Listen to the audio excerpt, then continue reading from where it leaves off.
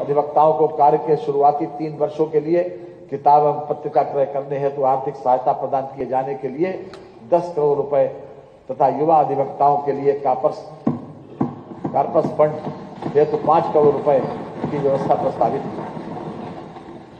रोजगार मनरेगा योजना के तहत अंतर्गत वित्तीय वर्ष 2022-23 में अब तक प्रदेश में 26,29,000 मानव दिवस सृजित कर प्रदेश द्वारा देश में प्रथम स्थान प्राप्त किया गया। राष्ट्रीय ग्रामीण आजीविका मिशन के अंतर्गत वित्तीय वर्ष 22-23 में अब तक लगभग 1,07,000 स्वयं सहायता समूहों का गठन किया गया है एवं 81,283 स्वयं सहायता समूह को रिवॉल्विंग फंड प्रदान करते हुए 3,497 स्वयं सहायता समूह को सामुदायिक निवेश निधि उपलब्ध कराई गई है। प्रदेश सरकार द्वारा अधिकाधिक उद्यमों की स्थापना हेतु अनुकूल वातावरण का सृजन किया गया है। एमएसएमई अधिनियम 2020 के माध्यम से इकाइयों को 1,000 दिवस तक किसी भी विभाग में से निरीक्षण से छूट प्रदान की गई है।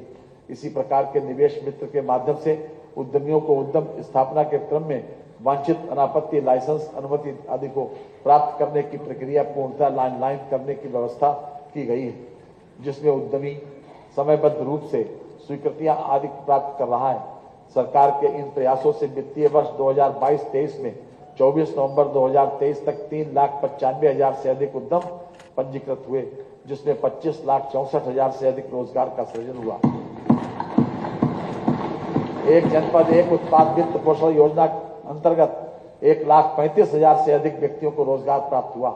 एक जनपद एक उत्पाद प्रशिक्षण एवं टूल किट वितरण के अंतर्गत अब तक 83,473 से अधिक हस्तशिल्पियों पारंपरिक कारीगरों को प्रशिक्षण एवं टूल किट वितरण किया गया। विश्वकर्मा श्रम सम्मान योजना के अंतर्गत 1,73,000 से अधिक लाभार्थियों को लाभान्वित किया गया।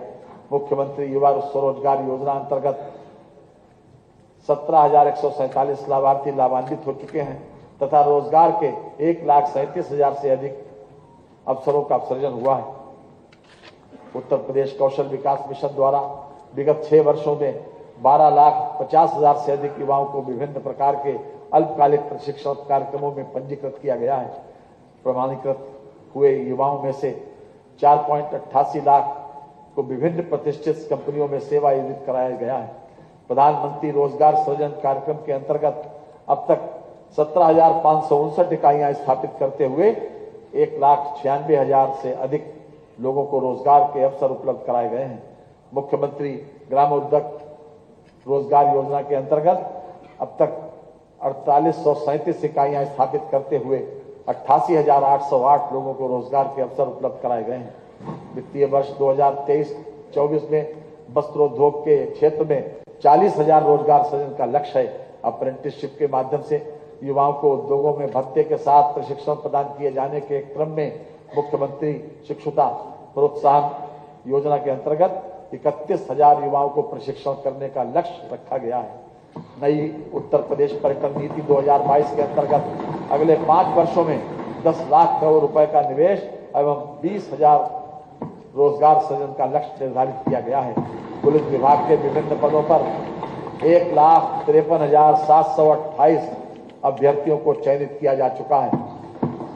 माध्यमिक शिक्षा विभाग में प्रदेश सरकार द्वारा अब तक राजकीय विद्यालयों में 6314 सहायक अध्यापक, 1890 प्रवक्ता एवं 80 प्रधानाचार्यों का चयन किया गया है।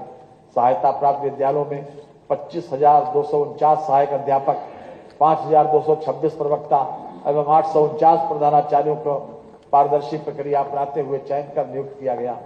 सामाजिक सुरक्षा वृद्धावस्था किसान पेंशन योजना हेतु वित्तीय वर्ष 2023-24 के बजट में 7,248 करोड़ रुपए का बजट प्रावधान प्रस्तावित है। दिव्यांग पेंशन योजना के अंतर्गत लगभग दिव्यांग भरण पोषण अनुदान हेतु 1,120 करोड़ रुपए की व्यवस्था प्रस्तावित है। कुष्ठावस्था पेंशन योजना हेतु 42 करोड़ रुपए की व्यवस्था प्रस्तावित है।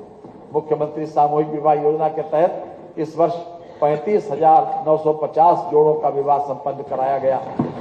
प्रधानमंत्री स्वनिधि योजना के अंतर्गत देश में सर्वाधिक 10.33 लाख से अधिक पथ विक्रेताओं को 1,190 करोड़ 49 लाख रुपए का ऋण वितरित कराते हुए उत्तर प्रदेश ऋण वितरण में देश में प्रथम स्थान पर रहा है।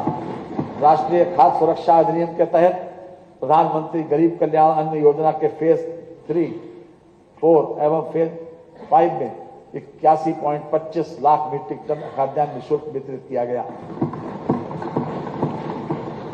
श्रमिक कल्याण, प्रदेश में अब तक 1.53 करोड़ से अधिक निर्माण श्रमिकों तथा